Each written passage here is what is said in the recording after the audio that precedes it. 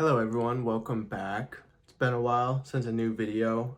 Today's gonna be a totally new topic. Recently, I went to a market for the first time to sell my rugs. I was in Temecula, it was at the Promenade. I got invited there. I knew the guy that was operating it, so I kind of just want to share my experience with that and share with you guys some things that I learned and things that I wish I would have done differently or changed. So yeah, let's get into it.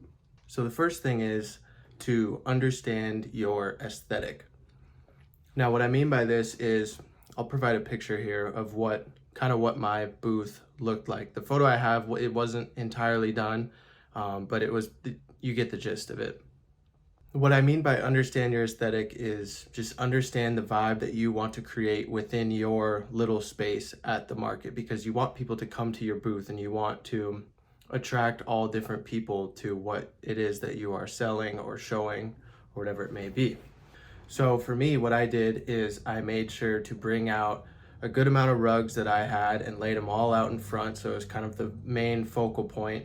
And then I also brought along, as you can see on the side of the picture, some of my drawers of yarn. Maybe you, as a rug creator, you focus on, let's say, landscapes. You make rugs of landscapes. And let's say you make desert landscapes specifically. I just mentioned that because I saw a desert landscape rug on Instagram today and I thought it was really cool. So let's say that that's mainly what you focus on. So you want to maybe have like a tan colored backdrop and bring along different tan and brown and white colored yarns, and bring along a bunch of the different landscape rugs that you've made, just to kind of create the vibe for your booth overall. So the second thing is to be organized, and this is, it can go without saying, but it helps a lot to know your products and know the prices, etc. I found myself struggling with this quite a bit at first, because a lot of people were coming up to me at once asking me, how much for this, how much for that?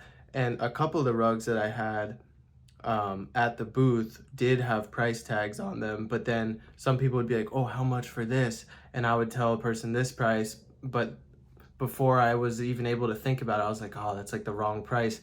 And then someone else would ask me a similar question, I'd give them a different price, and then it all just got mixed up. So I would say, when it comes to being organized, don't just necessarily go off of the top of your head.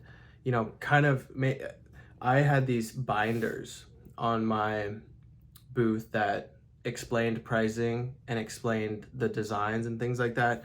Now, I should have made them a little bit more visually appealing, because not a lot of people were actually willing to open the book and read it. But if I would have stayed true to what was in those books and stayed organized, I think it would have helped me out a lot more with, remembering my pricing policies and things like that. Because I think for me, I just got nervous because I had never done a market before and there was a lot of different people coming up to me and it was a bit overwhelming.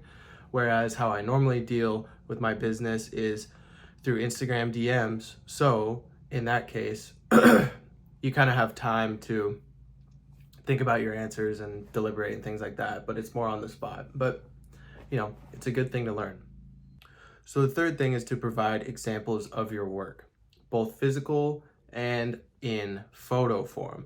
Now, physical goes without saying, but to touch on this a little bit, I felt that I wasn't as prepared as I should have been when it came to the physical examples of my work.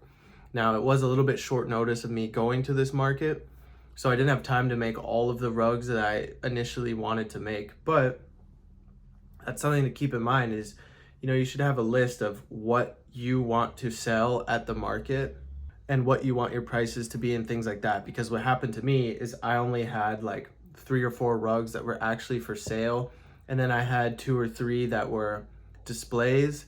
And a lot of people ended up wanting to buy the displays, and I had to explain to them that like they weren't for sale. They were my personal ones that I brought just to show as an example.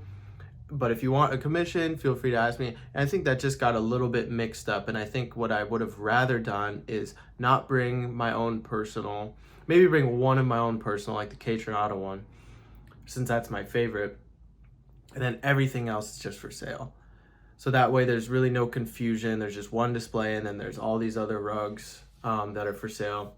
But again, some of the rugs I brought were some older examples that I had kind of just been hanging on to, and I wish that I had shown some of my more current work and what I'm capable of now as opposed to like a year ago. So then the second part of this in photo form, and actually the owner of the market, the guy that was running it, is the one that suggested this to me. He said, you know what you should do next time is bring a photo album of every single rug that you have done. That way, rather than, you know, having all these different binders on your table, you just have the one that's like examples of all the work that you've done, and that way people can gather inspiration from what they want to do. Kind of similar, like he kind of compared it to like a tattoo shop, how, you know, you have a binder, you walk in, see all these different examples, find inspiration for your own tattoo. Similar thing, if someone saw a Porsche rug that I had done previously, maybe they want to do one for Ferrari F40 or something like that. So yeah, I think that that would be a really cool thing to have at the market, is just a photo album of every single rug that you've done.